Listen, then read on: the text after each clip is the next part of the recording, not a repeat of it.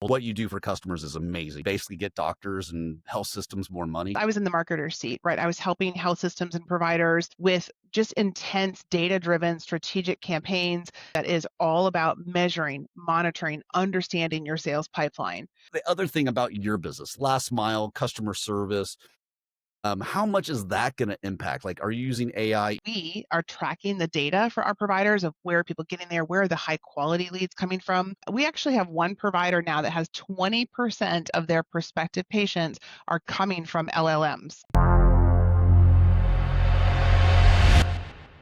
Yeah, I'll just hit record then. We just do a cold open here. But like for me, like talking to friends, people I've had conversations with, I think talking to you, Jessica, I always feel like, damn, I don't think I'm doing enough. Like that girl's intense.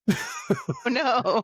But she is an entrepreneur getting after it every day, Mm. seeing an opportunity. I don't, probably a good place to start is just like maybe start from the beginning, how you came up with Care Sherpa. I know you had experiences before, but you just saw a lot of things I think other people were missing.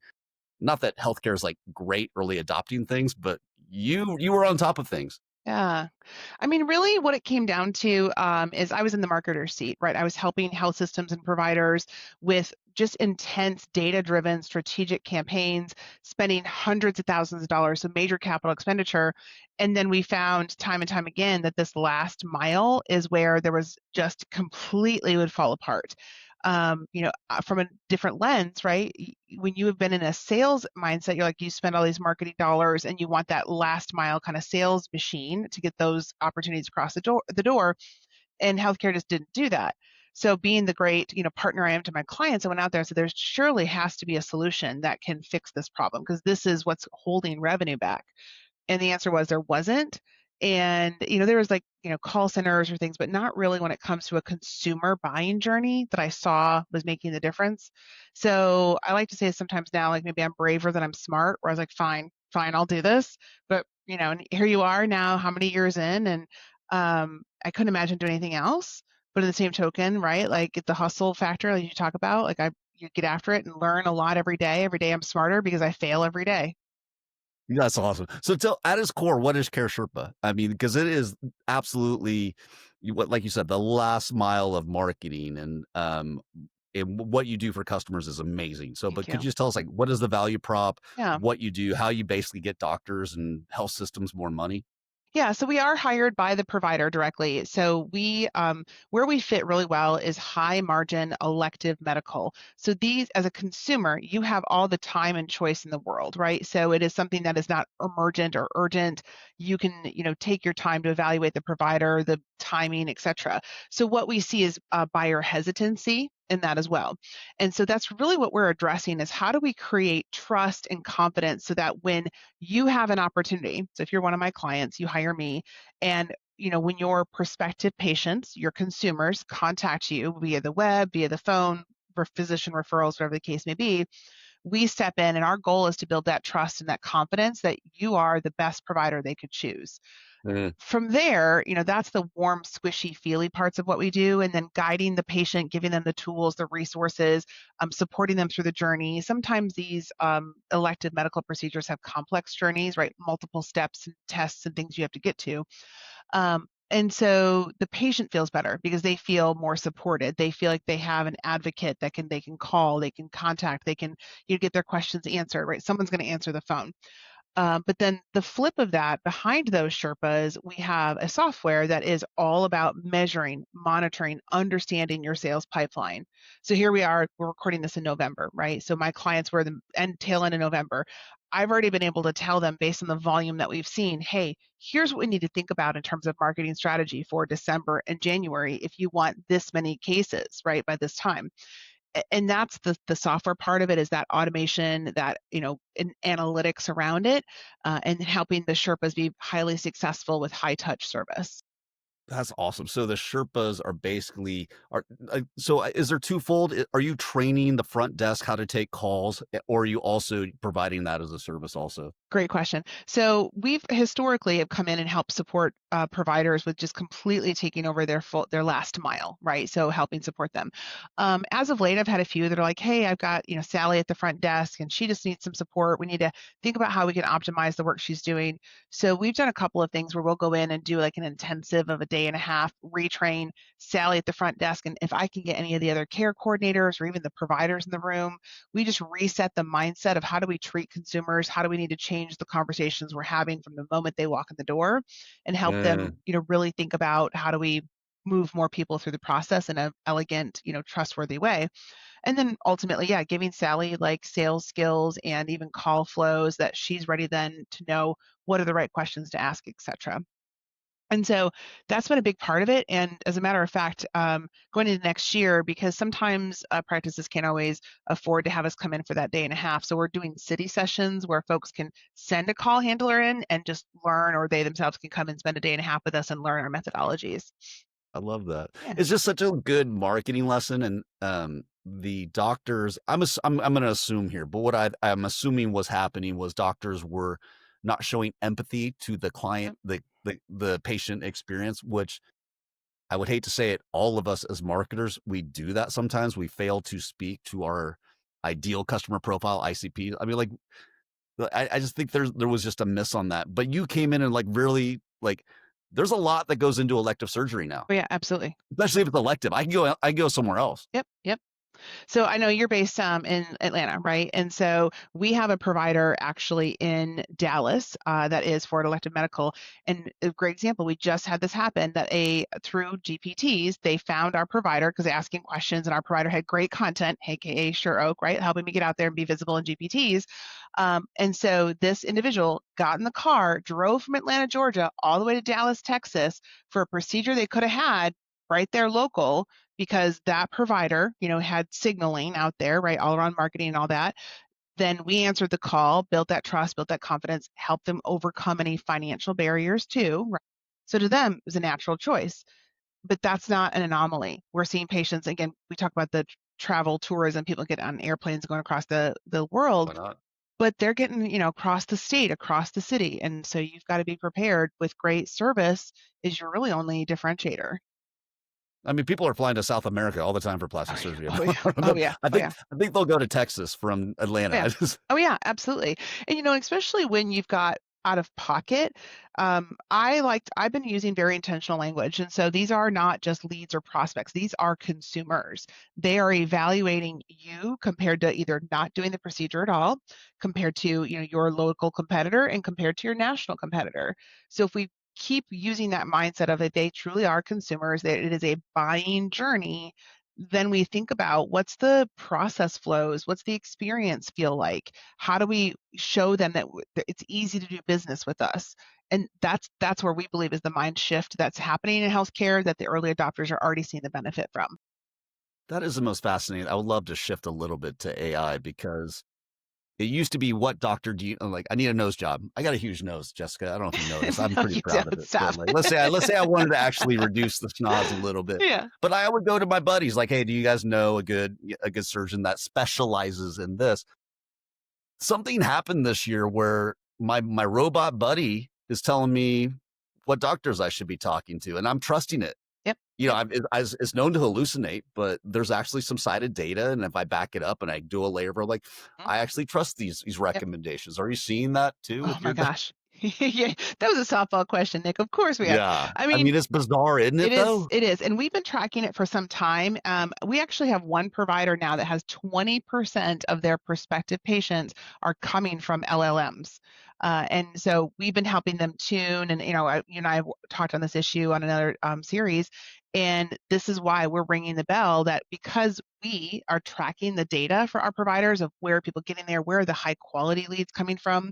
We saw this canary in the coal mine of what was happening with how patients as consumers were using LLMs. And so Mm, now that we're starting to get smart and we're tuning, that's exactly what we're seeing. And I believe it's just going to continue. So it doesn't mean that you mm. don't take recommendation from your neighbor, from your brother, or your, even your GP, but many more patients are taking that recommendation, going to the GPTs, going to the LLMs, and saying, let's have a personal conversation of what's right for me, right? And some of it, honestly, like this is crazy, but it could be as little as like I'm looking, not just the selection criteria if I want a female within, 20 miles of my home, but it could be who has this practice philosophy, who's maybe Muslim Yeah. because I'm Muslim, who will, kind of whatever policies they have or financing, all these individualized questions that the LLMs are serving up. And if you're not visible, they're going to go to the one that is.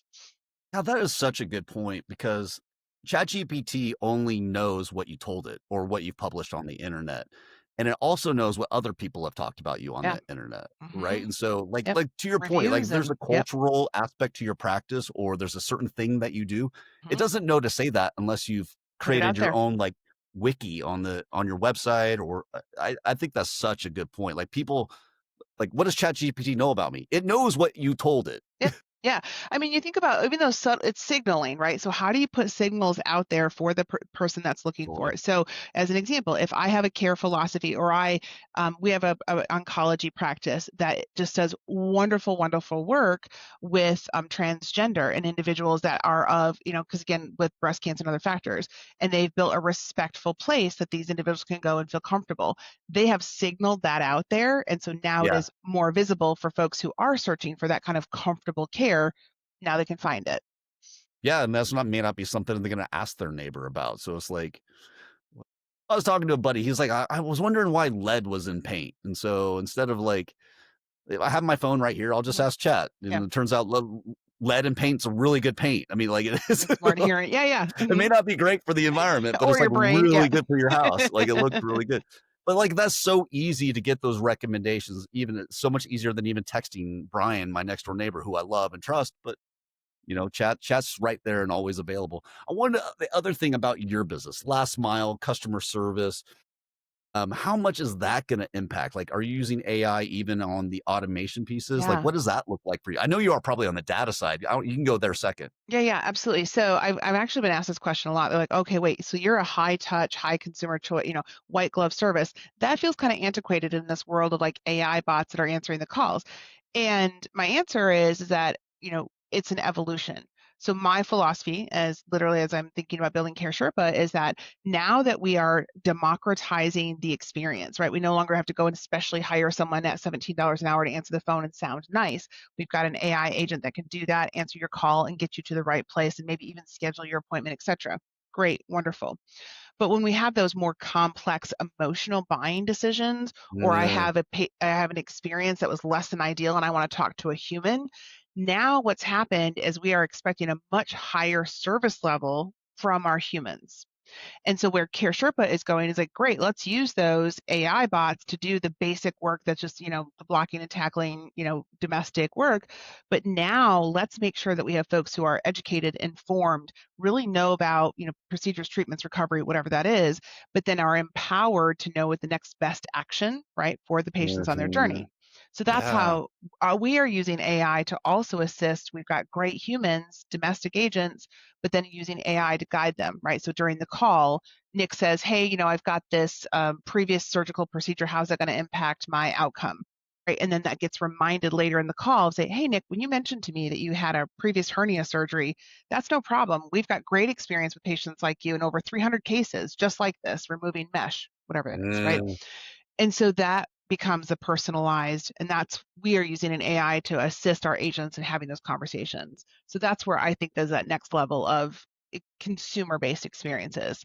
It's the cyborg is better Yeah, than the robot alone, right? yeah, I mean, I'm already a cyborg. I carry around this device everywhere I go, I right? love I'm that. already Yeah, half robot. My brain's already half robot. yeah. But the research is telling us that human alone's good, robot alone is good. Human with robots Human really in the middle. powerful. Yeah. Yeah. You've got to have the human. And the thing I think that folks are not always thinking about too is that even with our partners that are using an AI bot for that, we'll call it the tier one kind of customer support, transactional Mhm. support, you still need that human in the middle that can intervene if it falls out, or the human in the middle that catches when it kind of malfunctions or hallucinates and can then come in and address and say, okay, wait a minute, how can we? So that's another area that we're helping our clients where looking at, actually reviewing the interactions and tuning. you have to tune and train, and a Yeah, human yeah, needs to be there to do it that knows, "No, no, no, wait, we should have made this recommendation to them at this point," right? yeah. So that's another area that, we look at it expanding, and then tying that back. And then you caught the last piece of it too, like our evolution with AI as well is all the data and the intelligence. So we've got almost 500,000 patient journeys that we've kind of went from first contact to procedure or treatment. But there are little nuances along the way that we learned about. Hey, when Nick asked this question, it was very predictive about whether or not he'd have the surgery, the treatment. Mm. And so that's our next level of like, how do we get to that patient pipeline, deep analytics in a way that can help us predict better outcomes. Oh, yeah, or they said this is a red flag for That's it. abandoning, and, like, Yep, this yep, is how we do it. Because like, what really AI is really powerful at will be these or just any good customer service. It's like those edge cases. yep, Like, I yep, know yep. it's standard, but if it's the happy path, you can Great. train like Easy a peasy. 22-year-old. Yeah, Yep, but it's like those that was a weird question, but if it's in a knowledge base and we have it from either recorded phone calls or it's yeah, in our wiki and we trained it, that person's gonna be so much more like, I don't really know the answer to that, but, like, here's what I'm seeing what has worked in yep. this so I think that's Yeah, huge. and having that thoughtfulness, and this is where I think some folks who are deploying the AI solutions today are not thinking about, which is like, hey, it is going to hit a roadblock where it's not going to know what to do. And so, do you have the human in the middle that can come and say, you know what, Nick, I don't know the answer to that question. When's a good time that I can have Jessica call you, right? And then it schedules that call for me, the educated human, to then reach out to you and interact, right? So, Yeah, yeah, yeah, no, I mean, we've been using I heard this great quote, I mean, AI is really good middle to middle, like, so these little, like, specific tasks, but it's really bad end to end, right? So, like, I can't just say, "Hey, create this patient plan for me, walk this patient through the whole thing," but it can do, like, those little things, like you said, like, "Hey, this got to a weird fork in the road, let's go yep, and schedule an yep, actual human being to help them absolutely. through this particular part." AI is great with that Yeah. automation. And it's the nuances, right? So it's kind of the devil in the details here. So a human ear is tuned to, again, what we do with our Sherpas is to tune them to listen for the way that you might have a price objection or a fear about your ability to Mm, cover your copay is different than mine, right? And so the solution I offer you when it comes to, hey, here's some financing options versus with me, we're like, hey, many patients like you use their credit card, totally different pathways, but there's the nuances. And so, and again, as we continue to evolve, I think that the AI can, as we say, assist, right? But you still need to have yeah. the human that interprets it. Yeah, yeah. Um, one of the things when I first met you, you told me your sales process, and I was like, "That is baller." I was just like, "How could you possibly say no to that?" It was like one of those things, make it so they can't say no. I don't know, it's kind of trade secret to you. I have no problem, No, we can cut it out of this as well, but no, would you mind no. sharing how you Yeah. do that? Because I think that's just like a lot of us hustle on this. We're Mhm. CMOs, but we also wanna relate well to salespeople. Like, could you tell us a little bit how you do that? Yeah, I mean, for me, if I get introduced to an opportunity or I get an inbound lead on our website, whatever the case may be, right? Our channel partner, like Sure Oak sends me and say, hey, you should really talk to Bob. Great. So go and do my homework. Of course, I want to know who the buyer is, all the normal sales stuff, right? But for what we do, I want to know how 10-foot tall and bulletproof you are before I even talk to you. So we actually do a full mystery shop of your current consumer experience. I will go through and find any call to action that you have on your website or on Yelp or anywhere else, and we're going to contact it as a potential patient just to see what happens. A lot of it is that we uncover phone numbers in a digital directory you forgot about. My favorite is we called one and it sent us to the Jayco safety line, by the way. I was like, okay, great. That was a great consumer experience, right? Bail bonds, how Right. can I help you? Right, exactly. Or then actually another one was the main number on the header of the website sent me to like an India call center for medical alert. I was like, okay, no one's ever mystery shopped you, right? Yeah, yes. Beyond the edge cases, like just the day to day where I'll fill out your web forms. If I find an email address on your website, we're going to email it and just see if you respond.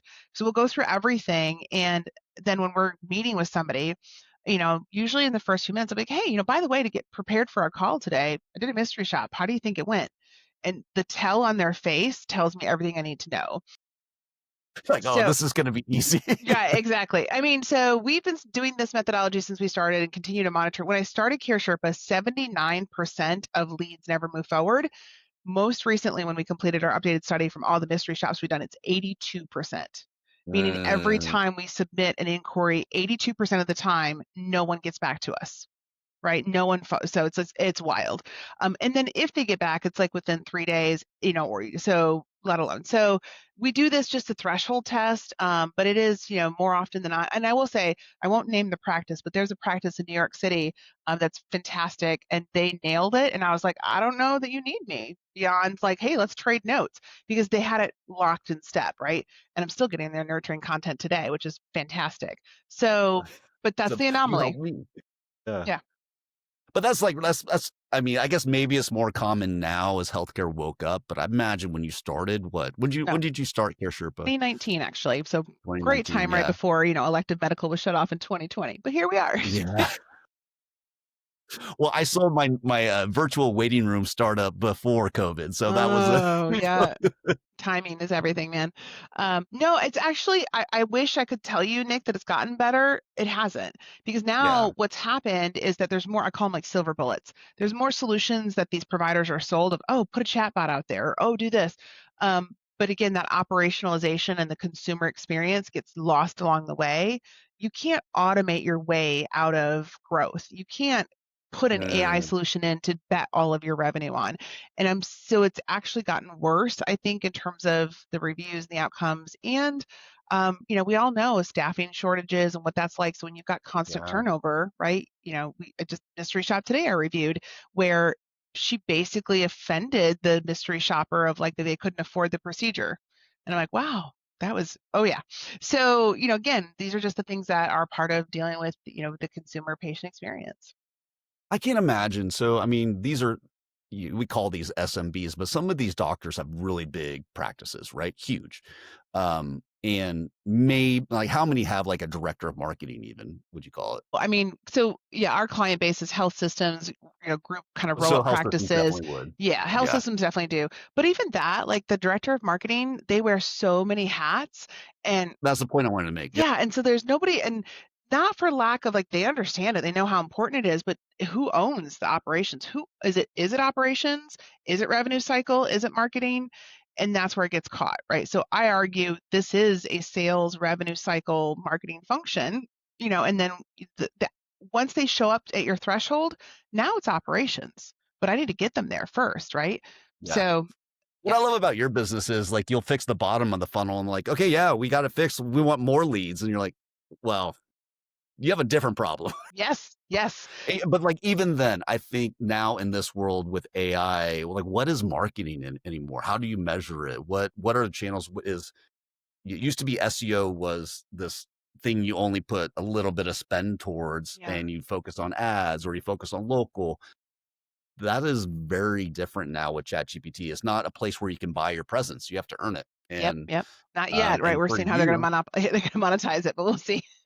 they will. They Yeah, they will. will. 100% they Absolutely. will. Yep. But I Yeah. mean, I don't know if you follow China. DeepSeek does. They have ads and they crush. Yep. Yep. Yeah. So, and you look at the model, like you said, they absolutely will, because it's the same thing as Google, right? Once they became like the search engine, and then now so, but today when you talk about measuring marketing, right? Of course, the volume of leads, people want to rely on that, and how many of those translated to appointments, great. But Mm, I think it's everything in the middle, right? Of the cost to get those leads and the value and the quality. So we help our clients kind of shift their mindset, which is it's not about lead quantity, but I want you to have a quality score of like, did we attract the right prospective yeah. patient? Yeah. Did they have the clinical need? Did they have the financial means? And did they have the motivation? And so that's how we help you tune is like, ideally, I want you to get less leads, but I want you to close more of them that you have, Yeah, there you go. right? Yeah, more qualified, more that's what I'm most excited about with AI is like the ability because as marketers, we have this one message to many people and we hope our in-market leads talk to it. But with AI, if like I could actually have a very intimate conversation via the Yes. robot if I have the robot say the right things. Yep. And if I get to the bottom of the funnel, I'm like, it should be a continuation. I had a very intimate conversation with ChatGPT, but then when I talk to the doctor, it's like they don't even know what I'm talking about. Yes. You have Yeah. to continue, you have to raise your game to what the conversation they just had I at the agree. top of the funnel. I agree. And I shared this on one of our recent webinars where we had a patient in the fertility area that she uploaded her entire medical record There you into go. GPT, right? And had a conversation of like, because she had multiple failed cycles, and she's like, where do I do? What do I go? And she, shared her medical diagnoses. And it through the conversation, because our provider had this content out there that was very niche to her specific procedure, her specific medical Eh, condition, she went from the Bronx, New York to St. Louis, Missouri to see the provider, right? And so that's an example, I think, and like you said, historically we say one to many. I think now the narrower that we get and the more intentional we get of like who's our ideal target, who's our, get very specific, and then it's not going to be just shouting in the woods anymore, right? The yeah. LLMs will find it. Yeah, yeah, where it's a very intimate conversation, particularly in healthcare, even in B2B.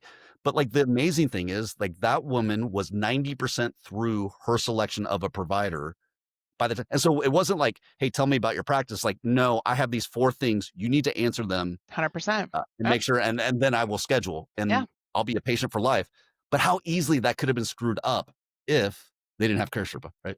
No, you're 1,000% right, Nick. I mean, I should use it as a softball plug, but you're spot on, because if she'd gone through all that, she picked up the phone, and then that person at the other end didn't answer, she sat on hold, or they were rude. "You don't take your insurance, sorry, bye." Right. That's the common, right? It's versus saying like, "Oh my gosh, we're so glad you called today. I'm so glad you get to meet Dr. So and so." And basically, we're going to find a way. Like if your insurance doesn't cover it, nope, no problem. We have this. So it is a shift where, we cannot think of people like the whole field of dreams, right? I build it, they're going to come. They're not coming unless you make sure the door is open. Yeah, so good. All right, so we've got about a half hour. I could talk to you for an hour, but I want to be respectful of your time. But like, do you have like entrepreneur just getting after like advice for other Yeah. people, even if it's marketers or non-marketers, even if it's just business? Do you have like what's the best piece of advice you've ever been given or that you give would be Well, hustlers out there? okay, so I'm going to say this, and this is just kind of not even advice, but I'm going to say a recent learning that I had, a recent experience share. So this summer, I had a pretty tough personal event happen, and I just needed to have some joy in my life, right? And I just realized that like I needed to. I had been some folks I hadn't spoken to in a while. So I asked my admin to go through my calendar, my LinkedIn, my email, and say, find anybody that I've not interacted with in the last 18 months within my network, right? So talk about like my channel partners and friends like you, Nick. And I said, hey, just get me like half hour on their calendar over this summer, like a couple, per day, per week, whatever. No agenda, just like, hey, Nick, it's been a minute. I haven't seen you at conferences. How are you? How you doing? Like, how are the kids? Whatever it So good. was. Yes, there was ultimate great conversations that came out of it and some wonderful business, but the intent for me wasn't like that. That's a secondary. This was the, hey, I care about you. I needed to just catch up with you. It's probably the best thing I've ever done in my career. And I say that because I'm a relationship person, and there'd been folks that I realized that, I hadn't updated, out back from when I started Yeah. in Care Sherpa world. And the other side of it, right, you give more than you get. And so I was able to connect people to new jobs, to new opportunities, to, sales, right? That was where the joy came from, is that service heart to others. So I say this, so like use your GPT, load your LinkedIn list, load your calendar in there and say, Yeah. hey, who have I not interacted with recently? And help it automate that outreach and get, again, this, we're all here. We're a bigger tribe in the relationships. So that's my experience share. So good. I mean, I mean, you were saying you were in the grind, you needed a little wind in your sails, Yep. and you did it through relationship. 100%. Yeah, and honestly, like I'm just candidly, it had little to nothing to do with the business itself versus just the, I had not been out in the world seeing my friends at conferences and all that because the world's changed a lot with that. And at the end of the day, the wind of the sales that happened was that service to others and experiences, and then it's paid dividends. And so I now am going to make that an annual tradition. I'm going to just keep I love that. that out there. Yeah. I mean, these companies that we are invested in and run, I mean, they're circles. They're circles of Yep. influence and they're people and they're like Yep. it could be a beautiful thing and it doesn't need to be transactional. It No. can totally be life No. together. I Exactly. mean, Yeah, I as a love matter of that. fact, like I don't monetize my partnerships on purpose because at the end of the day, I'm going to refer you business, Nick, because I believe in what you're doing, right? And those are the people I surround myself with. And I've been asked to monetize some relationships, and I'm like, well, then we're in the wrong place. Because if I make a Yeah. recommendation to a client, I'm like, no, I know Nick. I'll give you three recommendations. Here's three people I know and trust. They'll Mhm. do a great job. Hey, you Exactly. client, figure it out. What one works for you. And that's the way that I believe in doing business. I recommend you because you're cool as crap. So Hey, and I got great swag. So, I'll send you all a I do. package. I totally blanked. I have the purple llama sweat T-shirt. I Yeah. love it. It's so awesome. Yeah. How can people find you? How can they get connected to Jessica and Kara Yeah. Sherpa and all the good stuff that you're doing? And also check out your webcast too. Yes, our webinar series has been fantastic. We just brought on guests like yourself and others that are just, let's start the conversation around how do you optimize your practice for GPTs. All of our previous sessions are on our website. Check them out. We've got great new speakers coming up here too.